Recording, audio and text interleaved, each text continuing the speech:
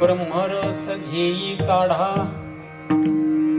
ब्रह्मरस घेई काढा, जिने पिडा वारेल. पथ्यनाम विठोबाचे, पथ्यनाम विठोबाचे, आणि कवाचे नशिबी. भवरोगा ऐसे जाय, आणि काय शुल्लके. पथ्यनाम विठोबाचे, आणि कवाचे नशिबी. तुका म्हणे नव्हे बाधा, आणि कदा भूतांची. पथ्यनाम विठोबाचे, आणि वाचे नशिबी. विठ्ठल विठ्ठला विठ्ठला विठ्ठला.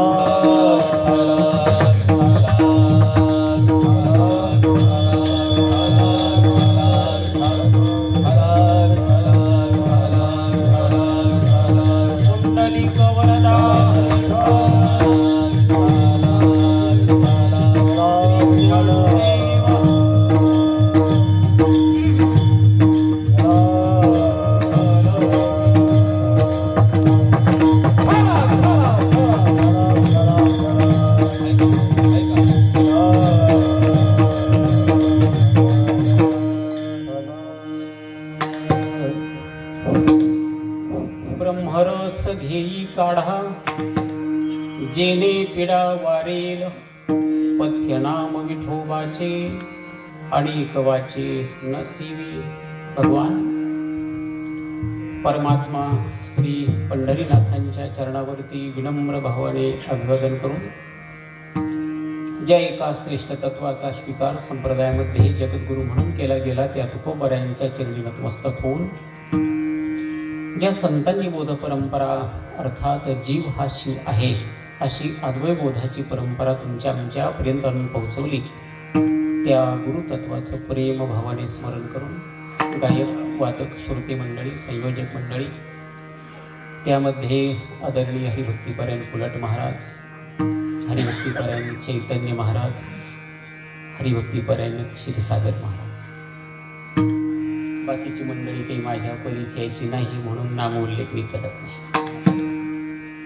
माझ्याबरोबर आलेले आदरणीय हरिभक्तीपरायण वाघ महाराज, आणि ज्यांनी मला इथपर्यंत आणलं घरून आणि जे घरीपर्यंत घेऊन जाणार आहेत असे आदरणीय हरिभक्तीपरायण आमचे नरोडे सर, सर्व श्रोते मंडळी, या सर्वांच्या चरणी विनम्र भावाने अभिवादन करतो आणि भगवंताच्या शब्दपूजेकडे येण्याचा प्रयत्न करतो. त्यासाठी जगद्गुरु तुकोबाऱ्यांचा प्रसिद्ध असा नामपर प्रकरणातला एक अभंग चिंतनासाठी निवडलेला आहे. विठ्ठल अभंग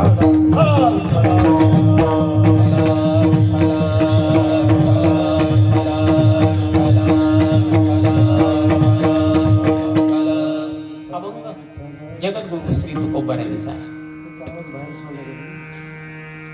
अभंगामध्ये तुकोबाराय नाम विस्तार करतायत, आणि नाम विस्तार करता करता तुम्हा आम्हाला उपदेश करतायत. आपण जीवनामध्ये आलेलो आहोत म्हणण्यापेक्षा आपण संसारामध्ये आलेलो आहोत, आणि संसारामध्ये जर आपण आलेलो आहोत तर काय केलं पाहिजे? ब्रह्मरस घेई काढा. इतर रसांचं प्राशन करण्यापेक्षा बाबा ब्रह्मरसाचं सेवन कर. काय होईल? जेने पिडा वारेल. ब्रह्मरसाचं सेवन केले तर सारी पिडा जाईल, वारेल म्हणजे संपेल, निवृत्त. ब्रह्मरस घेई काढा. काय होईल? भवरोगा ऐसे जाय. म्हणून ब्रह्मरसाचं सेवन कर. ब्रह्मरसाचं सेवन केलं तर काय होईल? अनेक काय शुल्लके. अरे जो सर्वात मोठा रोग आहे त्याची बाधा जर निवृत्ती होणार आहे तर बाकीचे रोग किस निघेल बरा. म्हणून काय कर? ब्रह्मरस घेई काढा. काय होईल? हा जर काढा घेतला तर तुका म्हणे नव्हे बाधा, आणि कदा भूतांची. कसल्याही प्रकारच्या भूताची बाधा तुला होणार नाही. पण हा काढा घे बाबा. म्हणून ब्रह्मरस घेई काढा. हा काढा घेत असताना अपत्य काय आहे? आणि वाचे नसिवी. इतर कोणत्याही रसाचं रसपान रसनेने करू नको, हे अपथ्य आहे. आणि पथ्य कोणतं आहे? तर पथ्य नाम विठोबाचे. या एका नामाचं तू चिंतन करशील, विठोबाच्या नामाचं चिंतन करशील, तर तुला ब्रह्मरस काढा मिळाल्याशिवाय राहणार नाही. विठ्ठला विठ्ठला विठ्ठला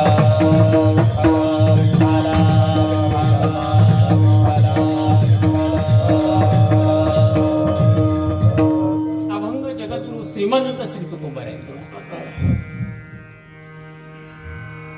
संत परंपरेमध्ये जर आपण बारकाव्याने विचार केला,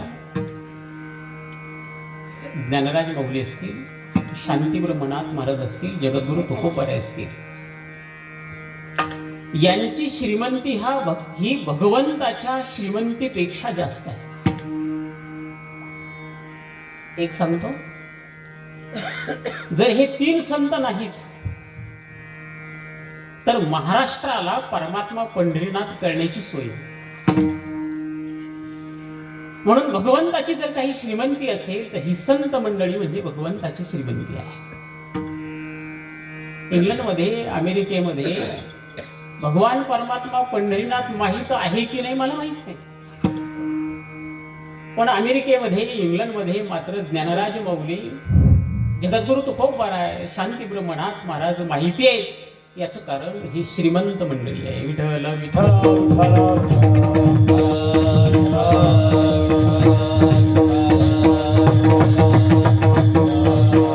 आपण या संत जीवनाचा विचार नेहमी करतो, करावा लागतो. त्याचं कारण असं आहे की ही संत मंडळी भगवंतापेक्षा काकणभर जास्त आहे. आपल्याला माहिती आहे, भगवंताकडे शांती असेल, निष्कलम निष्क्रियम शांतम, परमात्मा शांत म्हणून मानण्यात आला. पण बारकाव्याने विचार केला तर नाथ महाराजांच्या शांती समोर परमात्मा पंढरीनाथांची शांती खुजी आहे. भगवान परमात्मा शांत राहतो कितीपर्यंत? जीवाचे 100 अपराध होईपर्यंत परमात्मा पंढरीनाथ शांत आहे. भागवत कथा आपण ऐकतो, शिशुपालाच्या आईला भगवंताने वचन दिलेलं होतं की मी याचे अपराध सहन करेन. किती? 100. शिशुपाला हा जीवाचं प्रतीक आहे आणि 100 अपराध त्याचे पूर्ण झाले तर भगवान परमात्मा शिरच्छेद केल्याशिवाय राहत नाही. म्हणून भगवान परमात्म्याच्या शांतीला लिमिट आहे, मर्यादा.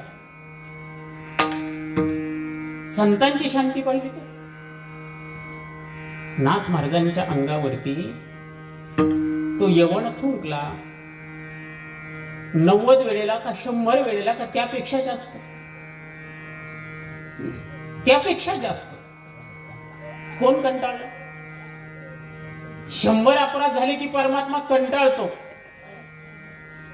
पण त्याच्याही पुढे गेल्यानंतर जो कंटाळत नाही त्याला संत म्हणतात.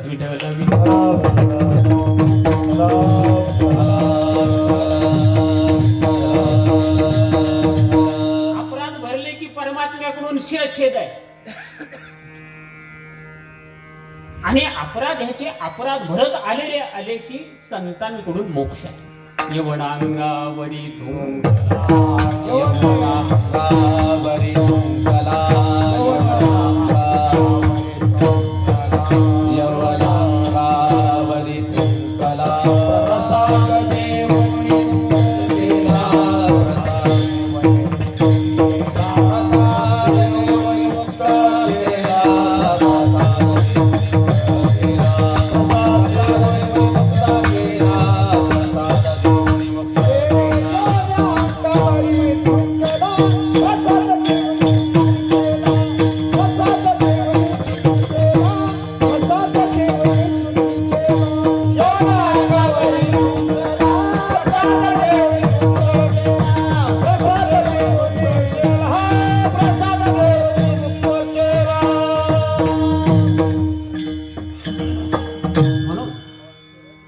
संतांची शांती काकणभर श्रेष्ठ आहे. संतांचा महिमा भगवंतापेक्षा मोठा आहे.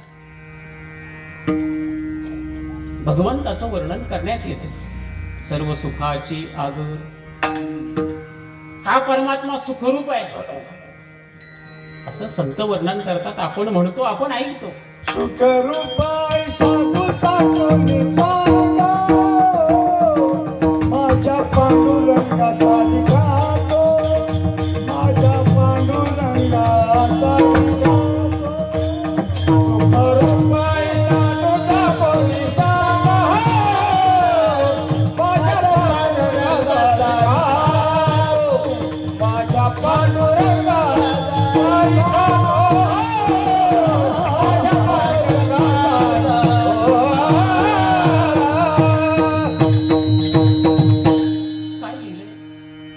पैसा दुजा कोण सांगा.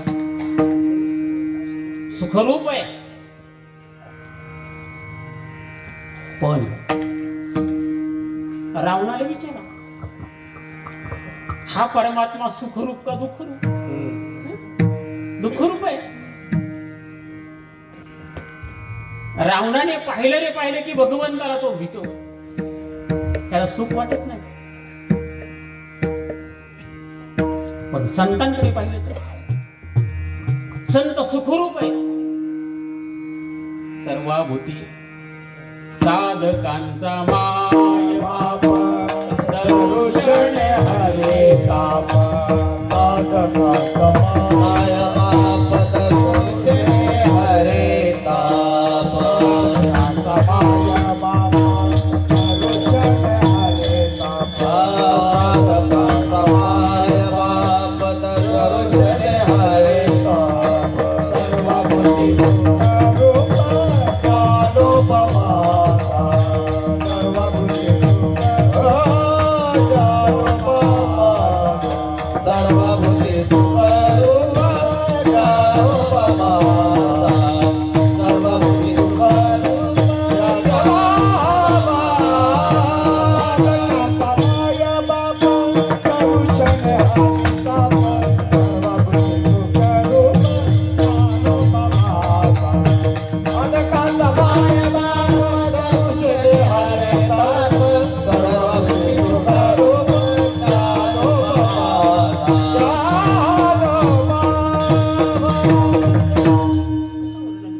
सर्वाभूती.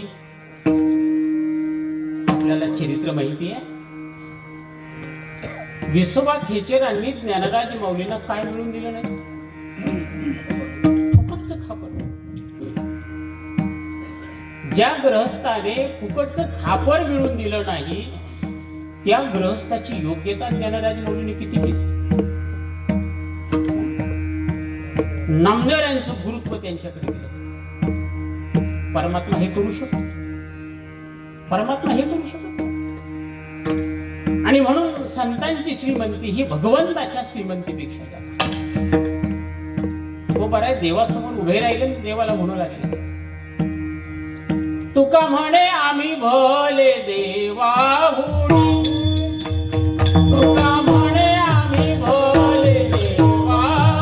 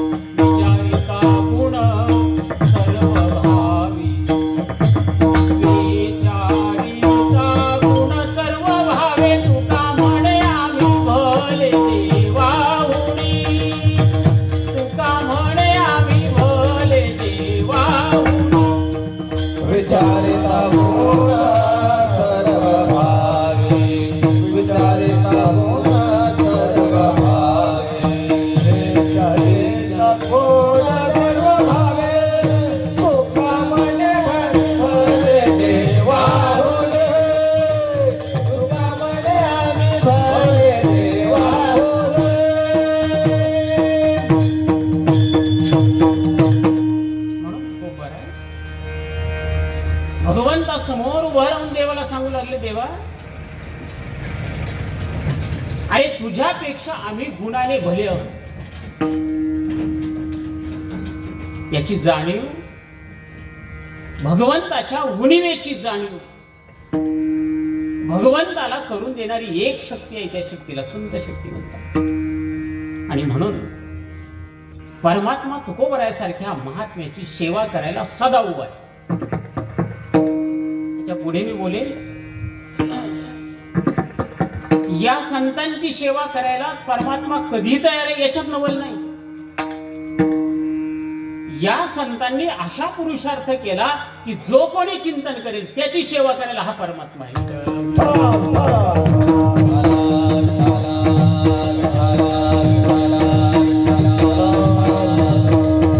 तुकोबारायांचं चरित्र आपण पाहिलं तर हजारो ठिकाणी परमात्मा सेवेकरी आहे. चरित्रात एक प्रसंग असा आलाय, तुकोबारायांचा महादेव नावाचा मुलगा आजारी पडला, ज्याला आपण मूत्ररोग म्हणतो, किडनी स्टोन म्हणतो अलीकडच्या कालखंडामध्ये, असा आजार त्याला झाला. मुलाची काळजी घ्यायला फक्त जिजाबाई आहे. तुकोबाराय घरात थांबले तर ना, जिजाबाईने शेकडो वैद्य केले. त्याला आपण डॉक्टर म्हणतो, हा डॉक्टर तो डॉक्टर, जायचं दाखवायचं, उपयोग नाही. डॉक्टर केले, वैद्य केले, वैदू केले, गुण नाही. अंगारे धुपारे केले, गुण नाही. शेवटी ज्याला जाणता आपण म्हणतो त्याच्यातली ती गेली, गुण नाही. ज्याला मावलाय म्हणतो आपण तेही केलं, गुण नाही. आजार वाढत गेला. मुलाचं जेवण बंद झालं, मुलाचं पाणी बंद झालं आणि पोट फुगू लागलं. त्याच्या प्राणांतिक वेदना पाहिल्यानंतर तुकोबारायला वाईट वाटायचं. तुकोबाराय निघून जात असत. कुठून? घरातून. जिजाबाई कुठे जाणार? महिपती महाराजांनी वर्णन केलंय की जिजाबाई म्हणते, मी या मुलाच्या तोंडाची मोरी केली. मोरी म्हणजे काय? अलीकडच्या काळात बाथरूम. जसं सारं पाणी आपण निरुपयोगी कुठे त्याच्यात टाकून देतो ना, तसं मुलाच्या तोंडाची मोरी केली, पण उपयोग झाला नाही. मुलाचं शरीर थंड पडू लागलं. असं पाहिल्यानंतर जवळच्या आया बाया घरी येऊ लागल्या, मुलाला पाहू लागल्या. त्याच्यातल्या बऱ्या काही शहाण्या होत्या. त्या म्हणू लागल्या, मुलाला गुण येणार नाही का? त्याचं कारण असं आहे, ज्याचा नवरा भगवंताच्या नादी लागला त्याच्या संसाराचं वाटोळच झालं समजायचं. म्हणून भल्याने देवाच्या मार्गाला लागू नये. बरोबर का चूक? बर, तुकोबाराय सुद्धा तेच बोलतात ना, देवाची ती खूण आला ज्याच्या घरा, देवाची खूण आला ज्याच्या त्याच्या मुली फिरा संसाराची,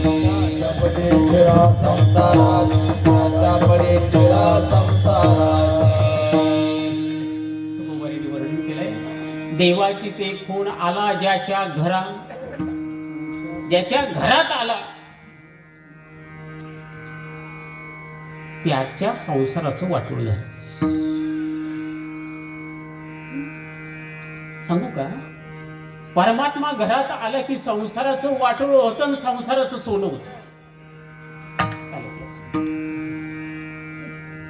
अरे याच्यासारखं भाग्य आहे का? असं अशा बाया जिजाबाईला सांगू लागल्या, हे पोरग मरणार म्हणजे मरणार का? तुझा नवरा नादी लागेल, त्याने कोणाचं चांगलं केलं? अरे हा धृतराष्ट्राच्या घरात गेला, कोणी शिल्लक ठेवलं का? बाकीच्या बाया दृष्टांत देऊन सांगायला लागल्या. महिला मंडळ आगीत तेल ओतायला फार पटायचं, म्हणजे इथल्या नसते. जाऊ दे, आपल्याला लौकिकातला भाग आपल्याला ते घेणं देणं नाहीये. अशा म्हणून निघून गेल्या. जिजाबाईने विचार केला, मुलगा जवळजवळ मेलेला आहे, पण बाकीच्या बायांनी सांगितलं हे वाटोळं देवामुळे झालं. आणि जिजाबाईने विचार केला, हा मुलगा मरणारच आहे, कोणाच्या पायावर मारू? देवाच्या पायावर. तुकोबारायचं घर आणि मंदिर फार लांब नाही, पूर्वी एकत्रच होतं ते, थोडं अंतर. राग आला जिजाबाईला. जिजाबाईने मुलगा ओढला. नुसता मुलगा नाही ओढला, हातामध्ये बूट घेतला. जुन्या काळामध्ये त्याला मोचा शब्द होता. असा एका हातामध्ये बूट घेतला आणि एका हातामध्ये मुलगा धरून ओढला. बूट कोणासाठी? देवासाठी. जिजाबाईने बूट हातामध्ये घेतल्याबरोबर परमात्मा पंढरीनाथ घाबरला. परमात्मा पंढरीनाथ 2 ठिकाणी घाबरला. यशोदेने दाव बांधत असताना परमात्मा पंढरीनाथ घाबरला. आणि त्याच्यानंतर फक्त परमात्मा पंढरीनाथ जिजाबाईला घाबरतो. ही डबल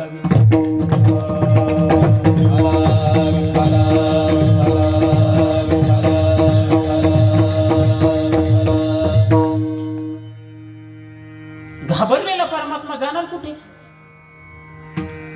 तो आपल्या पत्नीच्या मागे लपला. तेव्हापासून माणसाचं जगण्याचं ठिकाण कोणतं आहे? म्हणून सौभाग्य माणसाचं. माता रुक्मिणी भगवंताशी बोलताय, देवा घाबरता का तू? मी आहे ना. आणि हा संवाद होतो न होतो तोपर्यंत जिजाबाईने मुलगा ओढतच आणला. आता उचलून देवाच्या पायावर आपटायचं. देवाच्या नाही, काळ्याच्या पायावर. जिजाबाईची भाषा.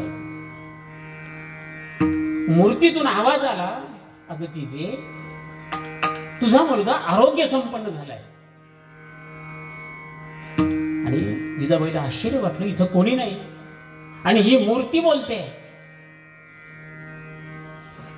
मला सांगा, ही मूर्ती बोलते, ही जिजाबाईची शक्ती का जिजाबाईने केलेल्या तुकोबरायाच्या सेवेची शक्ती? संत सेवेची ही शक्ती आहे. विठ्ठल विठ्ठल.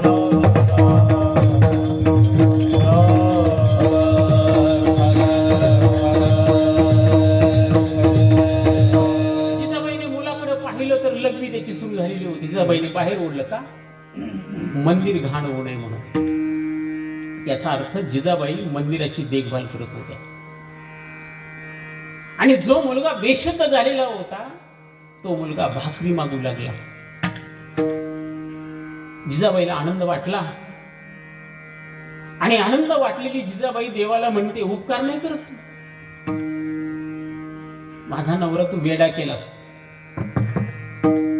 माझा मुद्दा संपला. हा मुलगा बरा होतो. हा मुलाचा पुरुषार्थ का जिजाबाईचा पुरुषार्थ? कोणाचा पुरुषार्थ? जिजाबाईचा. पुढचं बोलतो, हा जिजाबाईचा पुरुषार्थ का जगद्गुरु तुकोबारायांचा पुरुषार्थ? जगद्गुरु तुकोबारायांचा पुरुषार्थ. पुढचं बोलतो, हा जगद्गुरु तुकोबारायांचा पुरुषार्थ का तुकोबारायांनी केलेल्या नामचिंतनाचा पुरुषार्थ? या नामचिंतनाच्या पुरुषार्थाने चिंतन तुकोबारायांनी करावं आणि पीडा मुलाची निवृत्त व्हावी. काय करा? त्याचं कारण आहे नामरूपी रसाचं सेवन करा. आणि म्हणून तुकोबाराय म्हणतात, ब्रह्मरस घे ब्रह्मरस घे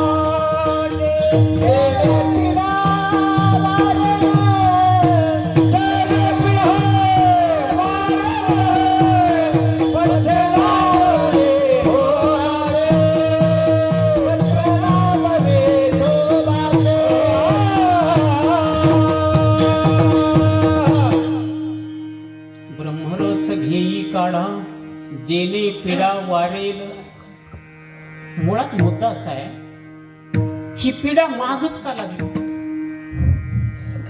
ठीक आहे. मांडुक्य उपनिषदामध्ये एक श्रुती येते, द्वा सुपर्णा सयुजा सखया समानम वृक्ष परिष्वजाती. आणखीन पुढे आहे, थोडं कठीण बोलतो. हा दृष्टांत श्रुतीने दिलेला आहे. एका झाडावरती दोन पक्षी बसलेले आहेत. या झाडावर गूढ घरट आहे आणि त्या घरट्यामध्ये दोन पक्षी आहेत.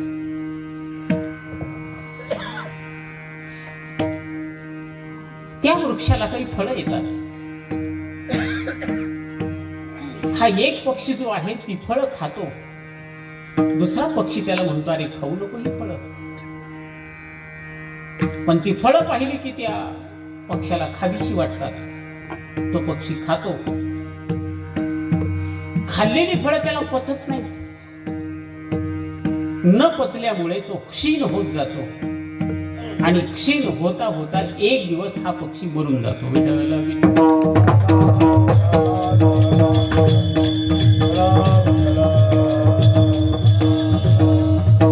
असा दृष्टांत श्रुतीने दिलेला आहे.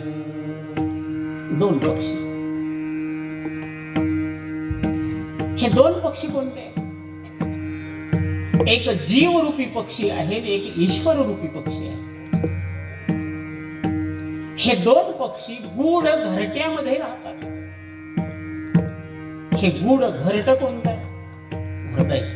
तैसा हृदयामध्ये विरामो असता सर्व सुखाचा आरामो का भ्रांताशी कामो विषया. त्या घरट्यामध्ये, गूढ घरट्यामध्ये हे दोन पक्षी राहतात. म्हणून एक जीवरूपी पक्षी आहे आणि दुसरा शिवरूपी पक्षी आहे. याला पक्षी का म्हणतात? जीवाला पक्षी का म्हटले गेले? त्याचं कारण असं आहे, पक्षी जसा एका झाडावरून उडतो, दुसऱ्या झाडावर बसतो, तिथून उडतो, तिसऱ्या झाडावरती बसतो, तसा जीवरूपी पक्षी या देहातून त्या देहामध्ये, त्या देहातून त्यामध्ये कितीतरी देह तो फिरतच राहतो. विठ्ठला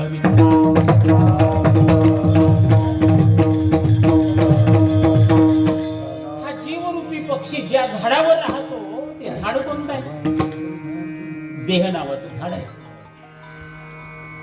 या झाडाचं आळ कोणतं आहे? मातेचा गर्भ हा या झाडाचं आळ आहे. आणि या झाडामध्ये, या आळ्यामध्ये एक पाणी आहे. कोणतं पाणी आहे? ईश्वराचा संकल्प नावाचं पाणी त्याच्यात आहे. कशात? आईच्या त्या गर्भाशयामध्ये परमात्म्याचा संकल्प हे पाणी आहे. जर हे संकल्प रूप पाणी आटलं की माणूस मरतोच.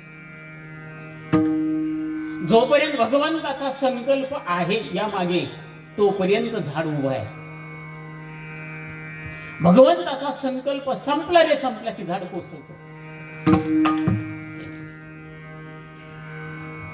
तोपर्यंत भगवंत चाले हे शरीर कोणाची चाले शरीर कोणाची चाले हे शरीर कोणाची चाले शरीर कोणाची कोण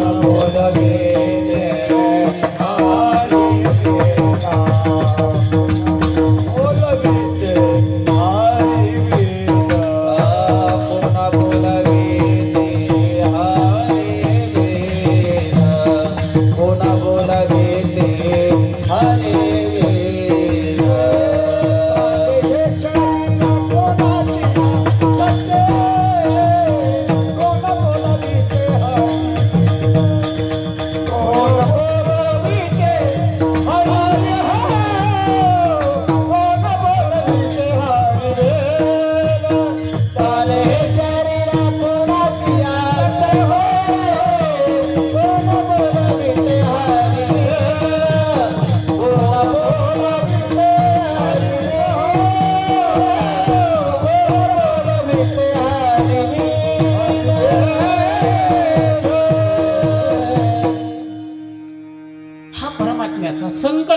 तो जल आहे, पाणी. आणि या जीवाला पहिला अंकुर फुटतो त्या पाण्यामुळे. तसं बी पेरल्यानंतर पाणी दिलं, ओलावा मिळाला की अंकुर फुटतो. या जीवाला जो पहिला कोवळा अंकुर फुटतो तो आहे सोहम भावाचा अंकुर. शांती ब्रह्मनाथ महाराजांनी 11व्या अध्यायामध्ये भागवताच्या फार सुंदर वर्णन केलंय. हाच श्लोक तिथे आहे या अर्थाचा, त्याच्यात हे सुंदर वर्णन आलेलं आहे. पण हा सोहम भावाचा अंकुर जो आहे तो कोमल अंकुर ठसठशीत होतो कोहम भावाने. जीवाला हा भ्रम झाला, मी कोण.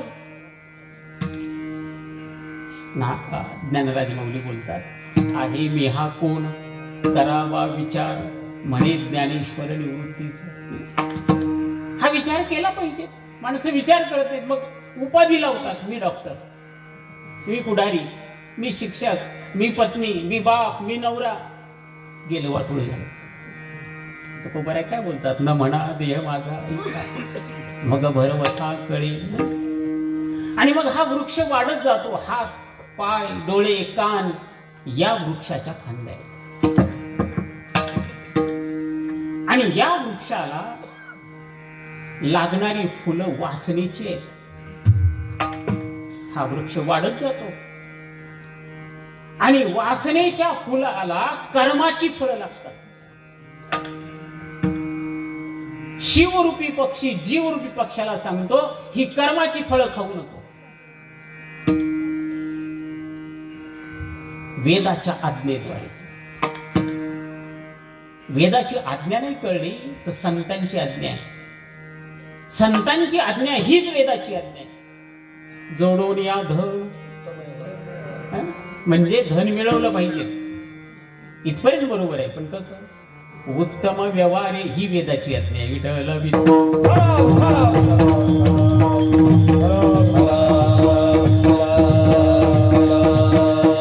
ही आज्ञा आपण पाळत नाही, लक्षात घ्या.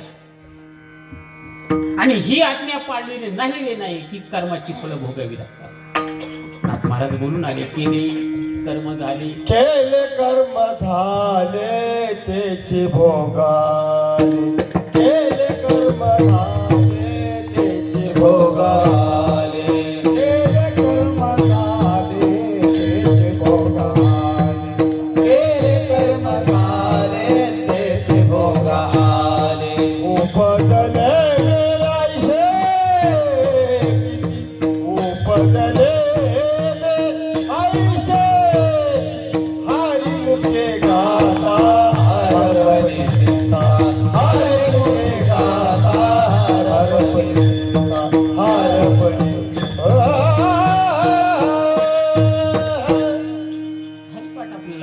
उपजले कर्म झाले तेची भोगा आले. ही कर्मरूपी फळ जीव खातो, त्याला ती पचत नाहीत, लक्षात घ्या. आणि न पचल्यामुळे फळ खाल्ल्यानंतर माणूस धष्टपुष्ट व्हावा की नाही, असं न होता तो क्षीण होत जातो आणि शेवटी याला काळ खाऊन टाकतो. आणि काळाने याला खाणं हीच पीडा आहे.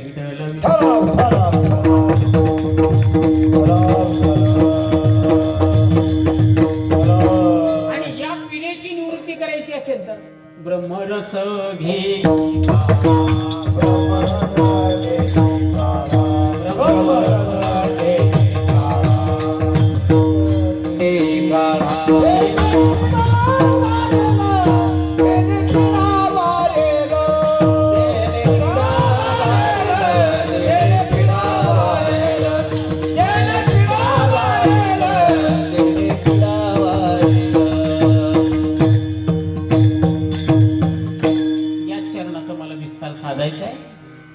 जेणे पिढा वारी.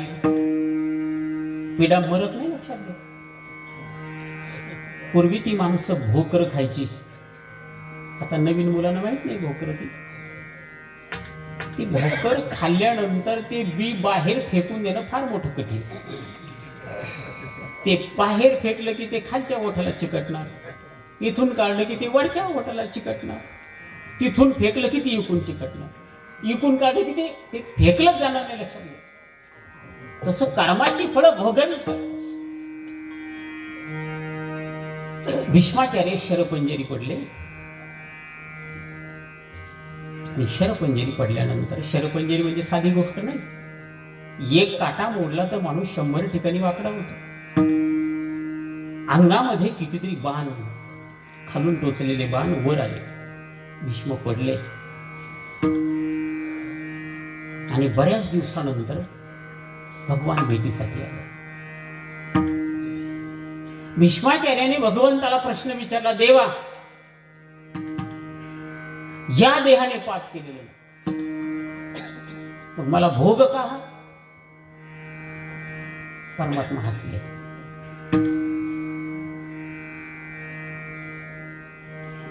भगवान बोलले, नाथ महाराजांनी सांगितलेलं माहित नाही का, केले कर्म झाले. देवा, मग तेच विचारतो ना, चुकलं काय? भगवंताने सांगितलं, साधं सांगतो. द्रौपदी डावावर लावण्यात आली. त्यावेळेला द्रौपदीने सभेला प्रश्न विचारला, तुमच्याकडे पाहून, की धर्मराज जर अगोदर पराजित झालेले होते, जिंकल्या गेले होते, तर त्यांना मला डावावर लावण्याचा अधिकार काय? हा द्रौपदीचा धर्मनिष्ठ प्रश्न होता. भीष्माचार्याला माहित होत, पण द्रौपदीने भीष्माचार्याकडे पाहिल्यानंतर भीष्माचार्य खाली पाहत होते. त्यांनी उत्तर दिलं, मी यांचं अन्न खाऊन माझी बुद्धी चलत नाही. भीष्माचार्याने एक शब्द खर्च केला असता तर पुढचं घडलं नसतं. परमात्मा बोलतात, हे पाप या रूपाने भोगावं लागतंय.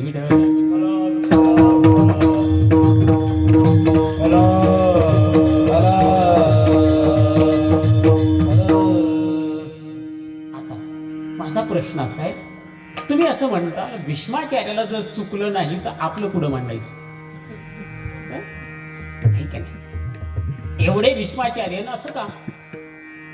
उत्तर सांगतो. अंगामध्ये बाण शिरलेले होते, पण भीष्माचार्याचं चिंतन चालू होतं. आणि म्हणून परमात्म्याने अशी कृपा केली की त्याच्यावर झोपून सुद्धा वेदनाने लक्षात ठेव, ब्रह्मज्ञानाचं चिंतन चालू होतं. मग मला सांगा, पीडा झाली का? पीडा नाही झाली? दुसरी गोष्ट, प्राणोत्क्रमण होत असताना द्वारकेला निघालेला परमात्मा मागे आला आणि कोणापुढे उभा राहिला? भीष्माचार्यापुढे. काय करत? भीष्माचार्याचं नामचिंतन चालू होतं. जर नामचिंतन चालू असेल तर पीडा राहतच नाही. ही एक बाजू. आणि दुसरी बाजू आहे, पंढरपूर सोडून त्या परमात्म्याला जर त्या नामधारकाच्या घरी यावं लागत असेल तर का म्हणू नये? ब्रह्मरस घे काढा, ब्रह्मरस घे काढा, ब्रह्मरस घे काढा, ब्रह्मरस घे काढा.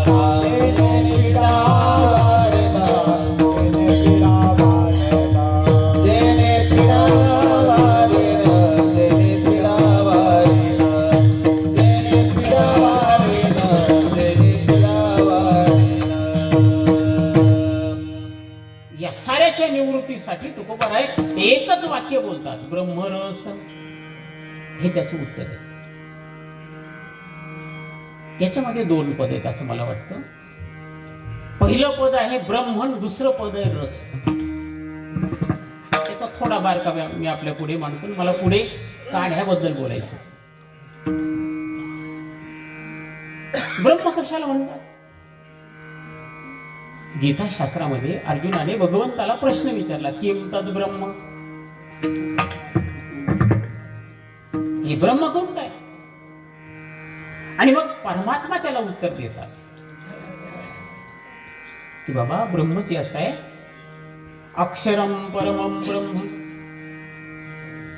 जे अक्षर आहे त्याला ब्रह्म म्हणतात. अक्षर म्हणजे काय? क ख ग असं नाही.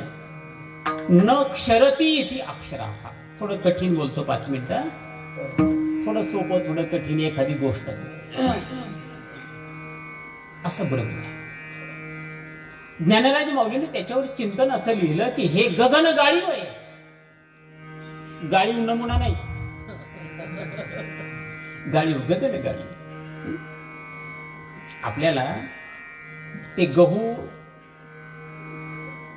स्वच्छ करायचे असेल तर चाळणी लागते.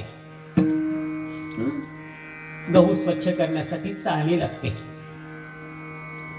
आणि चहा स्वच्छ करण्यासाठी चाळणी का गाळणी?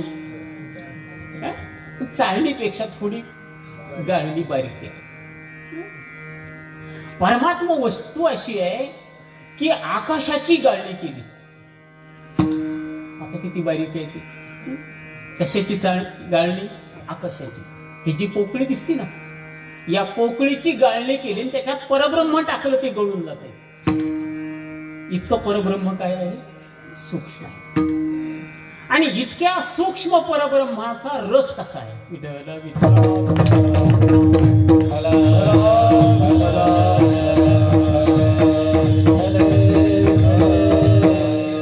दुसरी गोष्ट अशी आहे, हा रस ज्याच्या अंगात जातो तो ब्रह्मा इतका सूक्ष्म होतो. हे त्यातलं दुसरं वैशिष्ट्य. भगवंताच्या 1000 नामामध्ये ब्रह्म हे एक नाम आलेले आहे. त्याच्यावर शंकराचार्यांनी बृहन्नत्वात् असं भाष्य केलेलं आहे. बृहन्नत आणि बृहन्नत्वात् असं 2 प्रकारचं भाष्य आहे. बृहन्नत्वात् शब्दाचा अर्थ आहे जे सूक्ष्म आहे, नाही जे व्यापक आहे, एक चिंतन. आणि दुसरं असं आहे जे व्यापक बनवतं त्याला ब्रह्म म्हणतात. 2 चिंतन. कंटाळा नाही आला ना? गोष्टी सांगितल्यात मी, हे थोडं सूक्ष्म बोललं पाहिजे ना. जे सूक्ष्म आहे ते ब्रह्म आहे, एक भाग. जे व्यापक आहे ते ब्रह्म आहे. आणि जो ब्रह्माचं चिंतन करतो त्याला ते ब्रह्म व्यापक बनवतं, त्याला ब्रह्म म्हणतात.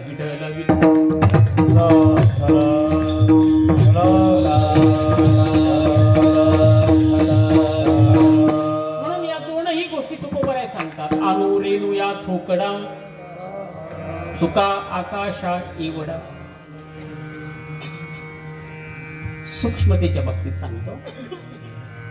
जसं सर्वा घटी राम देहा देही एक असं ब्रह्म आहे. आणि त्याचं चिंतन करताना जीव कसा सूक्ष्म होत जातो. चिंचवडचे देव त्यांनी तुकोबारायांचा महिमा ऐकला, निमंत्रण पाठवलं भेटीसाठी. तुकोबाराय निघाले. पण चिंचवडचे देव हे ब्राह्मण असल्या कारणामुळे त्यांनी विचार केला तुकोबाराय वैश्य आहेत, यांचं तोंड पाहायचं नाही. बोलायचं तर आहे पण तोंड पाहायचं नाही, म्हणून पडदा बांधला.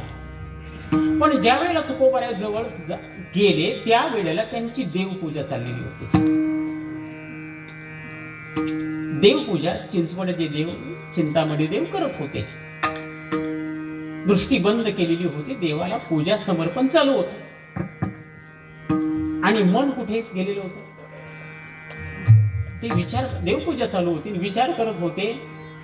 ज्याला बागेला पाणी घालायचं सांगितलंय त्याने 4 दिवसापासून घातलं का नाही काय नाही. गेल्या आठवड्यापासून रात्रीची लाईट आहे, पाणी दिलंय की नाही काय माहिती. काय चालू होतं? पूजा. आणि चित्त कुठं होतं? बाहेर.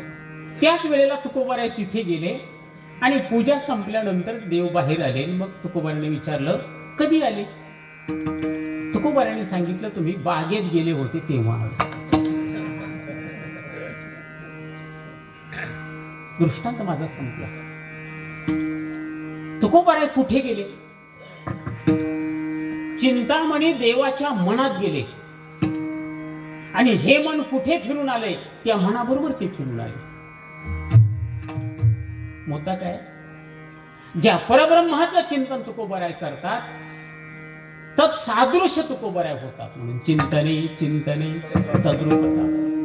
मग ज्या परब्रह्माचं चिंतन जीव करतो तो जीव जर ब्रह्मरूप होत असेल, या देहाने होत असेल, तर का म्हणू नये ब्रह्मरस ब्रह्मरस ब्रह्मरस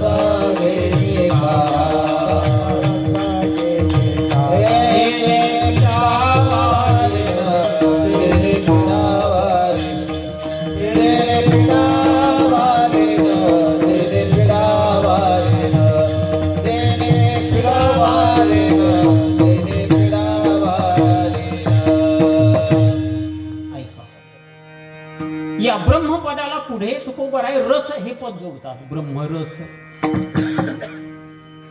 जे अत्यंत सूक्ष्म असं ब्रह्म आहे ते रसासारखं आहे का? ऊसाचा रस, आंब्याचा रस असं आहे का? ते 2-3 विकल्प आपल्या पुढे मी मांडतो. वेदांताने भगवंताचं वर्णन करताना असं केलंय, रसो वै साहा, हा परमात्मा रसरूप आहे. एक या परब्रह्माचा आविष्कार जो सगुण परमात्मा, तो सगुण परमात्मा रसरूप आहे. दुसरी गोष्ट, या परमात्म्याचं जे नाम आहे ते नाम परब्रह्म. नाम जप यज्ञो तो परम, बाधू न शके स्नानादि कर्म. नामे पावन धर्मा धर्म, नाम परब्रह्म वेदार्थ.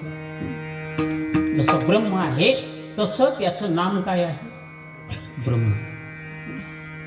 आणि नाम जर ब्रह्म असेल तर त्या ब्रह्माचं एक लक्षण तुकोबाराने केलंय, जिव्हे गोड तीन अक्षर,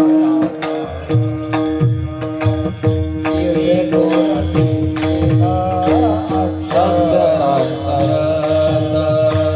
जिव्हे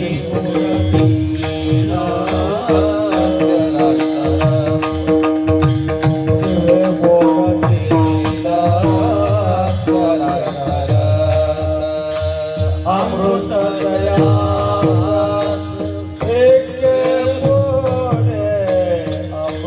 दया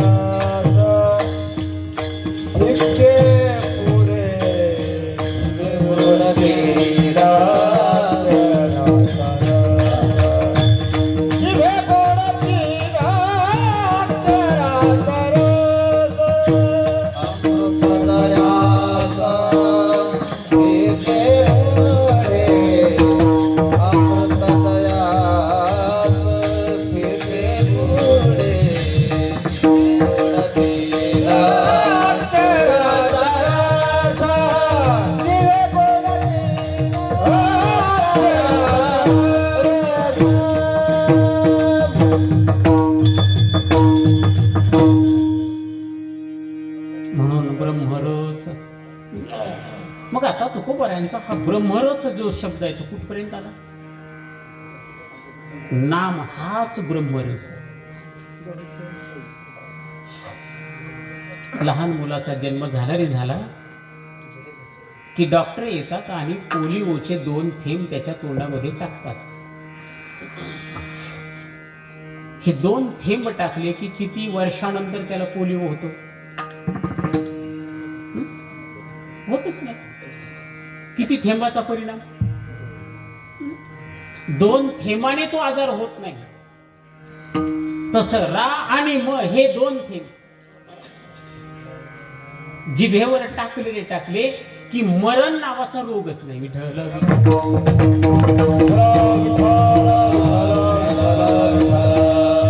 आणि म्हणून तो कवाऱ्या म्हणतात, ब्रह्मरस घेई काढा, काय होईल? जेणे पिडा वारील. आता हा काढा कसा तयार करायचा याचं थोडं चिंतन करायचंय. तत्पूर्वी आपला थोडं थांबायचंय. विठोबार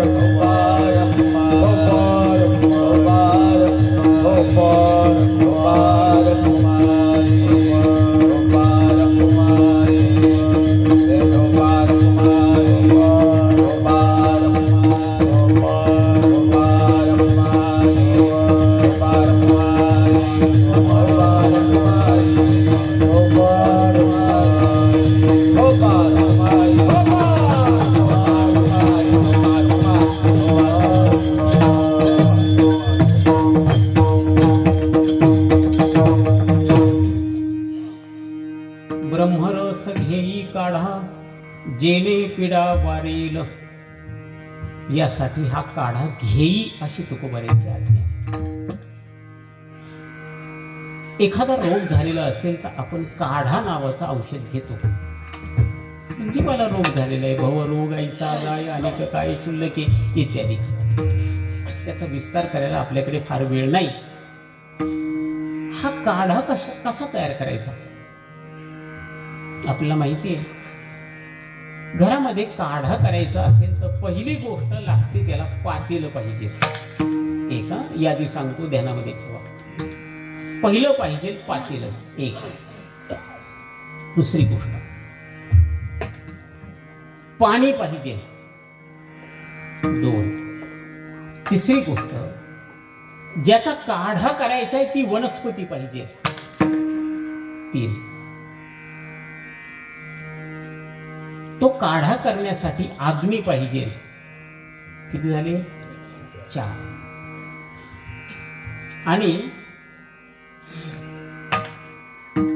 तो काढा काही वेळ तापवण्यासाठी समय पाहिजे. समय नाही, कालखंड पाहिजे, काही कालावधी पाहिजे. म्हणजे किती गोष्टी झाल्या, 5 गोष्टी झाल्या. पहिली गोष्ट जी आहे पातेलं. हा काढा करण्यासाठी पातेलं कोणतं पाहिजे. भगवंताने या शरीरामध्ये अंतःकरण नावाचं पातेलं निर्माण केलेलं आहे.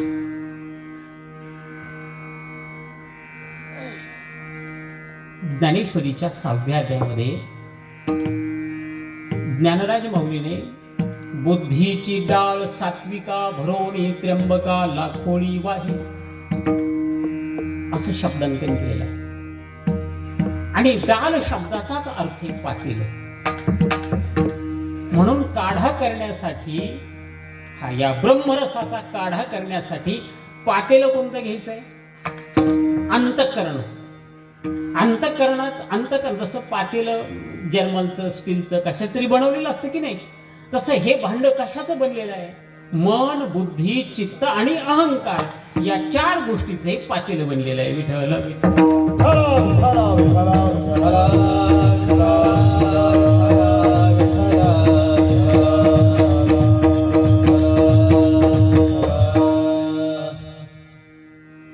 हे पातेलं आहे.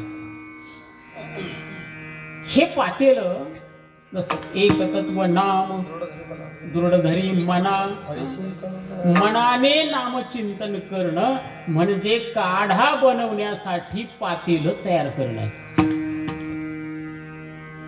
हे पातेलं घेतल्यानंतर मन तयार पाहिजे, लक्षात घ्या. भजन करण्यासाठी चिंतन करण्यासाठी काय तयार पाहिजे, मन तयार पाहिजे. आणि काय तयार होत नाही बर का, मन तयार होत नाही. जर कोणी एखादा अंतरंग चिंतन करणारा साधक असेल तर त्यासाठी पहिली गोष्ट सांगतो, पहिली कसोटी ही आहे मन एकाग्र झालं पाहिजे. आणि त्याच्या पुढचं सांगू का, जोपर्यंत मन आपलं एकाग्र होत नाही तोपर्यंत मन शुद्ध झालं असं म्हणता येत नाही.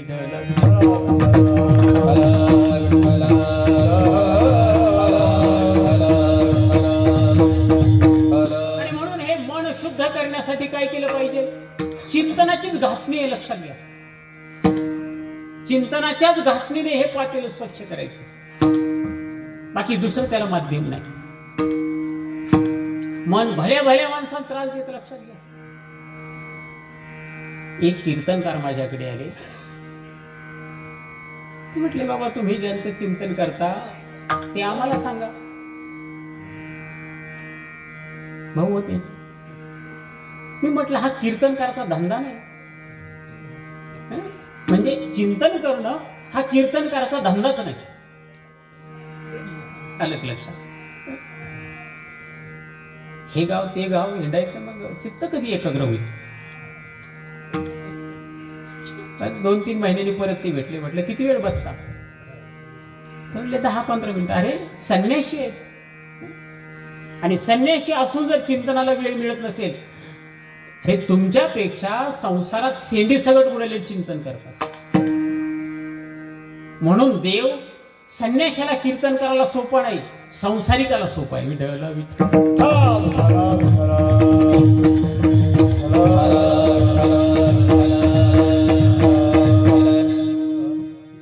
अजून काढा बनवायचा आहे ना, हं? वेळ आपली संपत होती. ठीक आहे, पातेला आहे.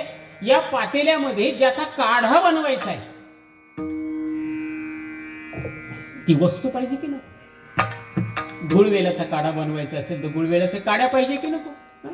हा काढा कशाचा आहे? ब्रह्मरसाचा काढा. मग त्याच्यात वस्तू टाकायची कोणती? एक मुळी टाकायची, मुळी. आपण गीता म्हणतो ऊर्ध्वमूल मधशाख. हे ऊर्ध्वमूळ जे आहे ना, ते परब्रह्म नावाचं ऊर्ध्वमूळ जे आहे तेच त्याच्यात टाकायचं.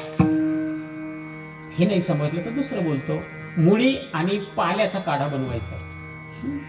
या परब्रह्माला एक नामाची वेल निर्माण झालेली आहे. तुकोबांनी त्या वेलीचं वर्णन केलंय. हरिनाम वेली पावली विस्तार, फळी पुष्पी भार ओल्हावली विठ्ठल विठ्ठल.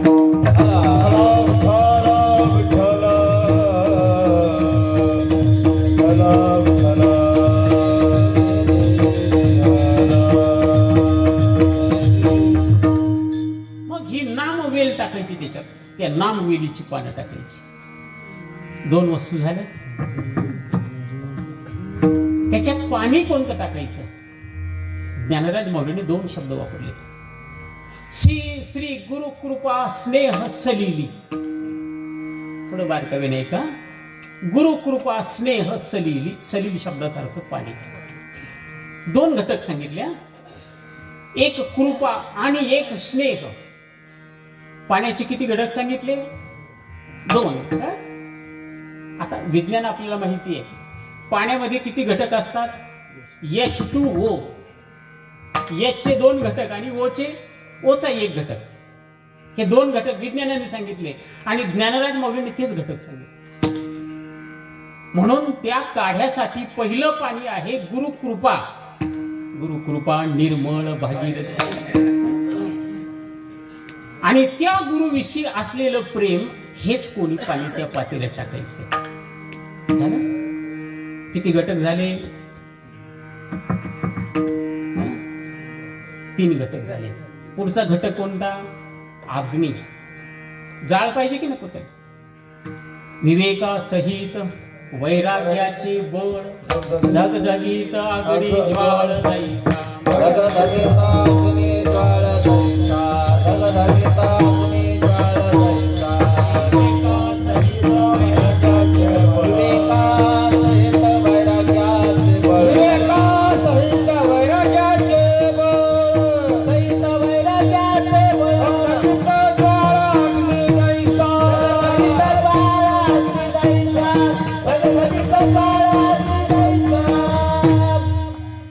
पाहिजे, वैराग्य पाहिजे. खरं तर या काढ्यावरच अजून एक कीर्तन काढावं लागेल. आता या गोष्टी किती तयार झाल्या? पातेलं झाले, त्याच्यात टाकायची वस्तू आहे, त्याच्यात पाणी आहे, तो जाळ आहे. आणि 5वा घटक कोणता सांगितला? समय, कालखंड. ही हळद आणि हो गोरी व्यवहारातही चालत नाही, परमार्थातही चालत नाही. बहुनाम जन्मनाम. तरी पण एक सांगतो, एक तास उरला खटवांगरायाशी. खटवांगराजा सूर्यवंशातला, देवाच्या बाजूने लढला. आटोपत घेतो मी. विजय मिळाला. त्याने विचारलं माझं आयुष्य किती शिल्लक राहिलंय? देवाने सांगितलं 1 तास. सर्व सोडलं लक्षात आणि एका आसनावर बसला आणि 1 तासात मोक्ष सिद्ध झाला. परीक्षिती राजा फिरण्यासाठी गेला. भूक लागली, तहान लागली. ऋषीच्या आश्रमामध्ये आला तो. याने सोंग गेले असं वाटलं. मेलेला साप गळ्यात टाकला. परीक्षिती घरी आला आणि मुलाने शाप दिला, जेणे कोणी टाकलेलं असेल 7 दिवसात साप स्पर्श होऊन तो मरेल. किती दिवस राहिले? 7 दिवस राहिले. आणि ऋषीने सांगितलं बेटा जा, राजाला सांग, निरोप सांग. राजा धर्मनिष्ठ आहे. मुलगा म्हणला माझ्याकडून अपराध घडला का? घडला. मग मी जातो राजाकडे, राजा मला शाप देईल आणि मग त्याच्या शापाची निवृत्ती होईल. वडिलांनी सांगितलं राजा शाप देणार नाही, राजा वैष्णव आहे. पुन्हा बोलतो राजा शाप देणार नाही, राजा वैष्णव आहे. जो शाप देतो तो माळ घालूनही वैष्णव घालत नाही. लक्षात. म्हणून जोपर्यंत सोशिकता प्राप्त होत नाही तोपर्यंत खऱ्या अर्थाने आपण वैष्णव झालोच नाही, असं त्याचा अर्थ आहे. विठ्ठल आलं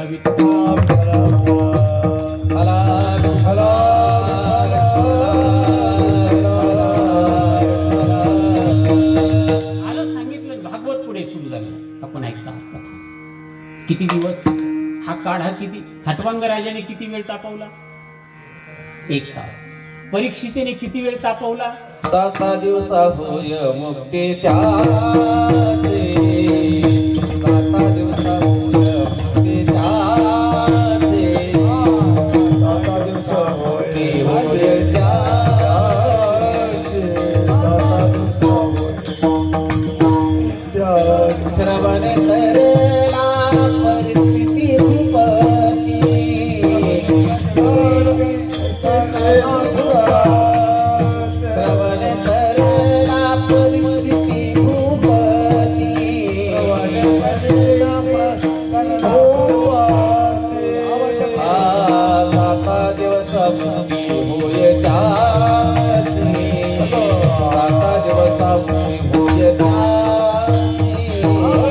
7 दिवसा मुक्ती होय त्याची, 7 दिवसा मुक्ती होय त्याची.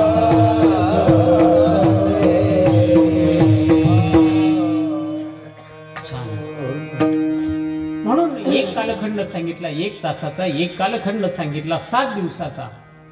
ध्रुवाचा अपमान झाला. आईने सांगितलं बेटा वनाचा. ध्रुव वनामध्ये आले आणि 6 महिने बसले. किती? 6.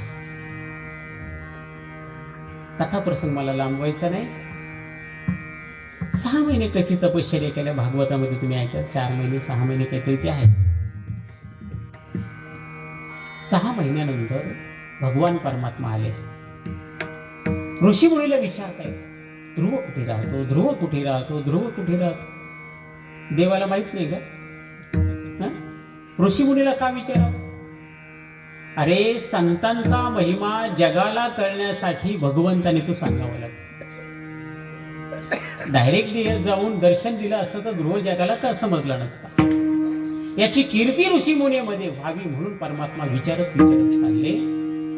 आणि तिथे येत असताना भागवताने असं वर्णन केलंय, परमात्मा ध्रुवाचं दर्शन घेण्यासाठी का दर्शन देण्यासाठी? दर्शन देण्यासाठी नाही. ध्रुवाने अशी नामसाधना केली की भगवंतालाच असं वाटलं त्याचं दर्शन घ्यावं. शक्ती कशाची आहे? आईच बैसोनी करा एक चित्त, नलगती सायास जावे वनांतरा, सुखे येतो घरा नारायण नाम परब्रह्म वेदार्थे. घरी बसावं, अंतःकरणात नाम ठेवावं, विवेकाचा जाळ लावावा. समय किती लागतो विचार करू नये. हे काढा म्हणजे आटणी. 1 ग्लास पाणी टाकलं तर किती करू द्यावं लागतं? कपभर. ते आटावं लागतं. हे जसं आहे तसं नामाशी चित्त आटावं लागतं. अरे नामचिंतन करता करता देह थोडा तरी किलोभर कमी झाला पाहिजे.